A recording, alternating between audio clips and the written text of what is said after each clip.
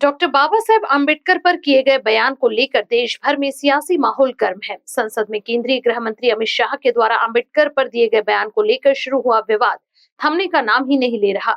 इसी कड़ी में पिछले दिनों संसद परिसर में हंगामा भी हुआ, तो वहीं अब नागपुर शहर में बीएसपी के नागपुर जिला अध्यक्ष योगेश लांजेवार के नेतृत्व में विरोध प्रदर्शन जारी है। मायावती की पार्टी बीएसपी द्वारा पूरे देश भर में इस विरोध प्रदर्शन को जारी रखने की तैयारी शुरू कर दी गई है। इस दौरान केंद्रीय गृह मंत्री से संसद में डॉक्टर बाबा साहेब विरोधी टिप्पणी को वापस लेने की मांग को लेकर बीएसपी द्वारा देश भर के जिला मुख्यालय पर शांतिपूर्ण धरना प्रदर्शन को सफल बनाने की कोशिश की जा रही है।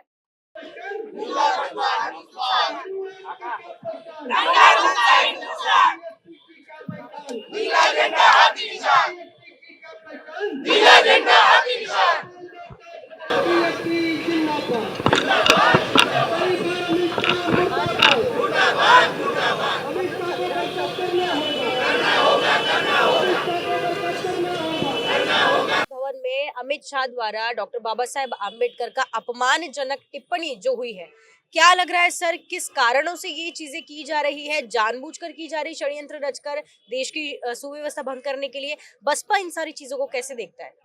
देखिए मैडम, जिस तरीके से परभनी की घटना होती है, अभी हाल फिलहाल में इलेक्शंस महाराष्ट्र के कंप्लीट होने को एक दिन नहीं होता है, और परभनी जैसे जहां पर संविधान की जो प्रतिकृति है, जिस संविधान के भरोसे पर ये देश चलता है, और इस देश में इलेक्शंस होते हैं, प्रधानमंत्री चुनकर जाता है, मुख्यमंत्री चुनकर जाता है, आमदार खासदार चुनकर जाते हैं।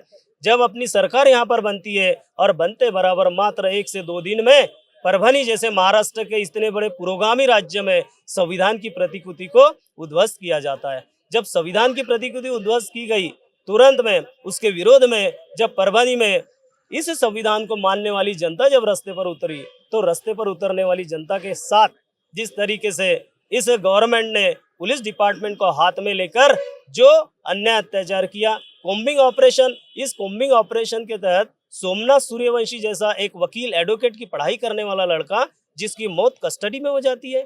अरे उसने कोई गुनाह किया था, या उसने किसी का मर्डर किया था, या किसी का कुछ उल्टा सीधा ऐसा कोई गुनाह किया था जिसके कारण आप उसको इतना मारोगे? आंदोलन करने वाला आंदोलनकारी था, समाज की आवाज उठाने वाला था, उसको आपने कस्टडी में उसको इतना मारे कि उसकी मौत हो गई। इसका निषेध करने के लिए बहुजन समाज पार्टी रास्ते पर उतरी है। दूसरी बात, ये जो निषेध है, संविधान के ऊपर जब जब आरोप होगा, जब जब संविधान को विरोध वाले लोग रास्ते पर उतरेंगे, तब तक संविधान के रक्षक लोग हमेशा रास्ते पर उतरेंगे, क्योंकि इस संविधान के कारण ही इस बहुजन समाज को हक अधिकार मिले। हम लोगों के नज़र में आज तक के इतने हजारों सालों से किसी भगवान ने हमारा भला नहीं किए। अगर हमारा भला किया तो डॉक्टर बाबा साहब अम्बेडकर के माध्यम से दिए हुए संविधान ने, इसलिए हम बाबा साहब को अपने भगवान से ज़्यादा मानते हैं। अब ऐसे भगवान के ऊपर में देश के संसद में गृह मंत्री, जिस गृह मंत्री की इतनी बड़ी पोजीशन है, इतनी बड़ी सोच समझ होनी चाहिए कि देश का नेतृत्व कर रहे हो, और आपको इतनी सूझबूझ नहीं है। जिस अंदाज में आप अम्बेडकर अम्बेडकर अम्बेडकर अम्बेडकर चिल्ला रहे हो और बोल भी रहे हो कि इतने बार अगर अम्बेडकर का नाम लेने की वजह भगवान का नाम लिए रहते तो स्वर्ग प्राप्त होता था। अरे गृह मंत्री जी, इस देश का बहुजन समाज, जिसे स्वर्ग किसी भगवान ने हजारों सालों से नहीं दिया, यहाँ स्वर्ग प्राप्त अगर हुआ है तो बाबा साहब के संविधान से हुआ, इसलिए वो हमारे नजर में भगवान है। इस देश का हर नागरिक उनको पूजना चाहता है, उनके विचारों को पूजना चाहता है। इस गृह मंत्री ने जिस तरीके का अपमान ये जानबूझपूर्वक किया हुआ, ऐसा हमारा मानना है। और इसके ऊपर में बहन कुमारी मायावती जी, राष्ट्रीय अध्यक्ष बहुजन समाज पार्टी, उन्होंने आगाज किया है। उन्होंने अपने प्रेस कॉन्फ्रेंस के माध्यम से, ट्वीट के माध्यम से अमित शाह को माफी मांगने की बार बार विनंती की, लेकिन अभी तक के अमित शाह ने माफी नहीं मांगा इस देश की जनता से। इसी को लेकर बहन जी ने आज की जो तारीख है 24 दिसंबर, इस 24 दिसंबर को बहन जी ने आगाज की। पूरे भारत देश के जिला मुख्यालयों पर राष्ट्रपति के नाम से निवेदन जाएगा कलेक्टर के माध्यम से, और इस निवेदन में अमित शाह को माफी मांगने की ये की जाएगी। अगर अमित शाह माफी नहीं मांगते तो हम इस देश के राष्ट्रपति से निवेदन करेंगे कि उसकी सदस्यता बर्खास्त की जाए। और इसी के लिए इस नागपुर में, इस पवित्र जगह पर, संविधान चौक पर बाबा साहब के पुतले के पास में हम 1 दिवसीय धरना निदर्शन कर हम अपना निवेदन देने 4 बजे के दरमियान राष्ट्रपति का निवेदन देने कलेक्टर की तरफ जाने वाले। इसके लिए हमारे सारे जिला कमेटी के महिला पदाधिकारी सारे लोग यहाँ पर इकट्ठा हुए और हम अमित शाह का विरोध कर रहे हैं यहाँ पर। एक तरफ जहां तीव्र विरोध हो रहा है दोनों ही घटनाओं को लेकर, लेकिन गृह मंत्री पद पर होने के बावजूद, इतना जनता की ओर से दबाव आने के बावजूद गृह मंत्री अमित शाह का जो ये अड़ियल रवैया है, क्या लगता है आपको कि वरिष्ठों का कहीं ना कहीं आशीर्वाद उनके सर पर है, इस वजह से वो अब तक टस से मस नहीं हुए हैं, माफी उन्होंने मांगी नहीं है? क्या लगता है?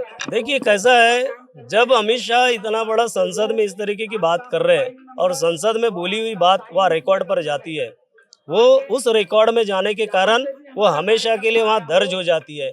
अगर अमित शाह इतना बड़ा शब्द वापर रहे हैं तो हमें ऐसा लगता है कि इस देश के संविधान निर्माता परम पूज्य डॉक्टर बाबा साहब के बारे में जो उनके मन में घृणा है वो घृणा नजर आ रही है। अगर ऐसा नहीं होता तो बाद में उन्होंने जिस तरीके से कांग्रेस के इस पर प्रहार किया कि कांग्रेस ने बाबा साहब का कितनी बार अपमान किया, ये चीजें बोलने के पहले जिस लहजे में उन्होंने बाबा साहब के बारे में शब्द बोले, वो शब्द इतने खतरनाक थे कि जिनसे उनकी मनुवादी घृणित मानसिकता नजर आती है। और देश का प्रधानमंत्री चुनकर आने के बाद में संविधान को चूमता है और संविधान को पैर पड़कर बोलता है कि मैं संविधान के कारण यहाँ आया। वही अगर प्रधानमंत्री नरेंद्र मोदी अगर गृह मंत्री को अभी तक के बर्खास्त नहीं किए इतने बड़े शब्द बोलने के बाद, तो इसका मतलब है कि ये मनुवादी सरकार उनको सपोर्ट कर रही है और ये सारा षड्यंत्र है बीजेपी का। और कांग्रेस जिस तरीके से यहाँ पर मुद्दा उठा रही है, कांग्रेस का भी इसमें षड्यंत्र है। ये दोनों पार्टियां मिली हुई है, ये बाबा साहब को नहीं मानती है, मात्र बाबा साहब के नाम से राजनीति करना चाहती है। नागपुर शहर बसपा पार्टी ने जो है कड़ा रुख अपनाया है। जिस प्रकार से लगातार डॉक्टर बाबा साहेब आम्बेडकर का अपमान किया जा रहा है, अमित शाह द्वारा जो है विवादित बयान दिया गया है, इसको लेकर जो है आम्बेडकरी समाज में डॉक्टर बाबा साहेब के चाहने वालों में तीव्र रोष देखने को मिल रहा है। थम नहीं रहे हैं उनके कदम, वो लगातार इस इंसाफ के लिए लड़ाई जारी रख रहे हैं। अब देखते हैं कि इस लड़ाई में क्या नया मोड़ आता है और कि कब इन्हें जो है इंसाफ मिलता है। कैमरामैन सचिन जोड़ापे के साथ माइन पठान, कारा news Nagpur. Srivalli infra, your success our dreams. अब आपके सपनों का घर होगा अपना। आज ही अपने सपनों का प्लॉट बुक करें श्रीवल्ली इंफ्रा के साथ। वर्धा रोड नागपुर में मात्र 9,90,000 से शुरू। महारेरा रजिस्टर्ड लेआउट, सुकली हिंगना, झरी वर्धा रोड, पांचवी फार्म शंकरपुर, भुट्टी बोरी मोहगांव, जामठा मिहान जैसे लोकेशन पर पाएं विशेष सुविधाएं जैसे cement road, water pipeline, drainage line, electricity with attractive gate and many more facilities are available. 80% bank finance are also available. For more details, please contact 0712 350 7162. Office address F2122 Jayanti Nagri 4 above Pursi Super Bazaar, Manish Nagar, Besa Road, Nagpur.